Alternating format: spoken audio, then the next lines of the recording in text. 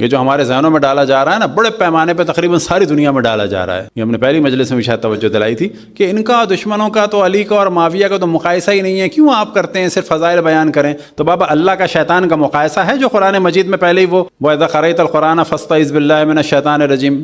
کیا بابا، کیا اللہ کا شیطان کا مقایسہ ہے؟ کوئی شیطان تو ملک بھی نہیں تھا، انسان بھی نہیں تھا، اشرف المخلوق انسان ہے، وہ تو جنوں میں سے تھا. کیا ایک جن کا مقابلہ اللہ سے کوئی کہا جائے گا؟ نہیں، مقابلہ شقابلہ تو کچھ نہیں ہے.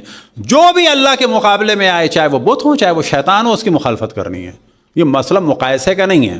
جو بھی انبیاء کے مقابلے میں آئے، چاہے وہ کوئی بھی ہو، اس کی مخالفت کرنی ہے. یہاں پر موازنہ نہیں ہو رہا ہے. جو بھی اہل بیت کے مقابلے میں آئے اس کو رد کرنا ہے، چاہے وہ کوئی مرد ہو چاہے کوئی عورت ہو. مقایسہ نہیں ہے یہاں پر. یہاں پہ ہم یہ مقایسہ نہیں کرتے کہ معاویہ کے اتنے نمبر تھے تو علی کے اتنے نمبر ہیں، نہ فلانے کے اتنے نمبر تھے تو علی کے اتنے نمبر ہیں. ایسا کچھ نہیں ہے، یاد رکھیں. مقایسہ یہ ہوتا ہے، یعنی ہمیں جیسے شک ہو رہا ہے کہ اچھا ان میں اتنی خصوصیت ہے تو ان میں اتنی خصوصیت ہے. نا، دشمن اہل بیت میں کوئی خصوصیت نہیں ہے، لیکن کیونکہ لوگوں نے ان کو بت بنایا ہوا ہے تو ضروری ہو جاتا ہے کہ ہم ان کا ذکر کریں اور ان لوگوں کے ساتھ